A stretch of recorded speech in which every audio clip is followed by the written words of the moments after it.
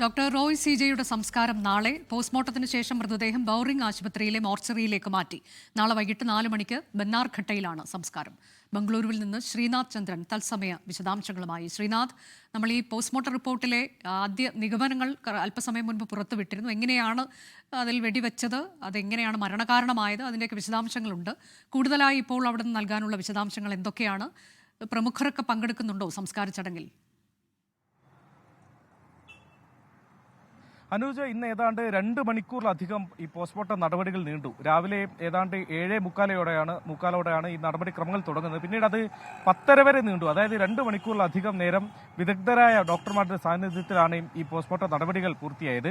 അതിൽ തന്നെ നമ്മൾ നേരത്തെ റിപ്പോർട്ടിൽ പറഞ്ഞതുപോലെ വാരിയെല്ല് തുളച്ചു കയറി, അതായത് 5ാമത്തെ വാരിയെല്ല് തുളച്ചു കയറി അകത്തേക്ക് ഹൃദയത്തിലേക്ക് വെടിയുണ്ട ചെന്ന് പതിക്കുകയാണ്. അത് പിന്നീട് തുളച്ച് പുറത്തേക്ക് പോയിട്ടില്ല, അവിടെ തന്നെയായിരുന്നു വെടിയുണ്ട ഉണ്ടായിരുന്നത്. അതിപ്പോൾ പോസ്റ്റ്മോർട്ടത്തിനിടെ പുറത്തെടുക്കുകയും അത് ഫോറൻസിക് പരിശോധനയ്ക്ക് വേണ്ടി അയക്കുകയും ചെയ്തിട്ടുണ്ട്.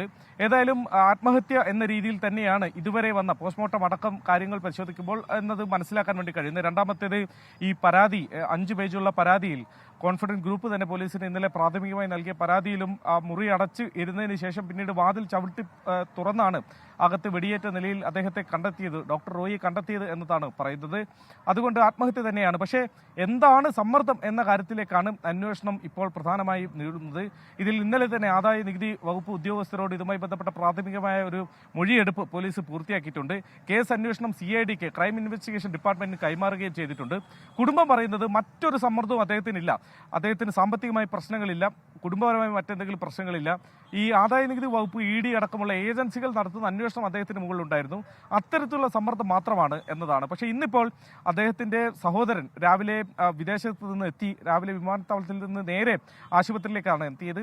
അദ്ദേഹം ഒരു ഉദ്യോഗസ്ഥനെ, ഒരു ആദായ നികുതി വകുപ്പിലെ കൃഷ്ണപ്രസാദ് എന്നൊരു ഉദ്യോഗസ്ഥന്റെ പേരെടുത്ത് പറഞ്ഞുകൊണ്ട് അദ്ദേഹമാണ് ഈ തരത്തിൽ വലിയ സമ്മർദ്ദം ചെലുത്തിയത് എന്ന് പറയുകയുണ്ടായി. അങ്ങനെ ഇന്നലെ നടന്ന ചോദ്യം ചെയ്യലിനിടെ അദ്ദേഹത്തിന് മുകളിലുണ്ടായിരുന്ന, കഴിഞ്ഞ കാലങ്ങളിൽ ഉണ്ടായിരുന്ന സമ്മർദ്ദത്തിന്റെ ഒരു ആകെത്തുകയായി അദ്ദേഹം ഇങ്ങനെ ഒരു കടുങ്കൈ ചെയ്യേണ്ടി വന്നു എന്ന രീതിയിലാണ് കുടുംബം പരാതിയുമായി മുന്നോട്ട് പോകുന്നത്. എന്നാൽ കൊച്ചിയിലെ ആദായ നികുതി വകുപ്പ് ഓഫീസിൽ നിന്ന് ഇതുമായി ബന്ധപ്പെട്ട അവരുടെ ഒരു വിശദീകരണം ആദായ നികുതി വകുപ്പ് വൃത്തങ്ങൾ നൽകുന്നുണ്ട്. അവർ പറയുന്നത് അങ്ങനെ ഒരു സമ്മർദ്ദം ഉണ്ടായിട്ടില്ല, ഞങ്ങൾ സൗഹാർദ്ദപരമായി കാര്യങ്ങൾ ചോദിച്ചറിയുകയാണ്.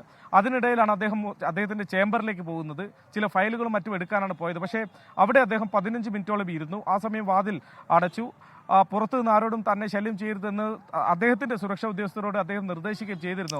അതിനുശേഷമാണ് മരണം സംഭവിക്കുന്നത്. അതുകൊണ്ട് ഏതെങ്കിലും തരത്തിൽ സമ്മർദ്ദം ചെലുത്തിയിട്ടില്ല എന്നുള്ളൊരു പ്രതിരോധത്തിലാണ് ആദായ നികുതി വകുപ്പ് നിലനിൽക്കുന്നത്. ഏതായാലും പ്രകോപനം എന്തായിരുന്നു എന്നതിൽ ഇനിയും വ്യക്തത വരാനുണ്ട്. ഡോക്ടർ റോയിയുടെ മൊബൈൽ ഫോണുകൾ കസ്റ്റഡിയിൽ എടുത്തിട്ടുണ്ട്, അദ്ദേഹത്തിന്റെ ഡയറി കസ്റ്റഡിയിൽ എടുത്തിട്ടുണ്ട്.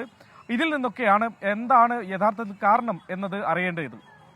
ലോകത്തെവിടെയായാലും ഏത് സമയത്തും 24 വാർത്തകളും ഓഗ്മെന്റഡ് റിയാലിറ്റി പാക്കേജുകളും എക്സ്പ്ലെയിനറുകളും വിശദമായി കാണാൻ ഞങ്ങളുടെ YouTube ചാനൽ നിങ്ങൾക്ക് സബ്സ്ക്രൈബ് ചെയ്യാം.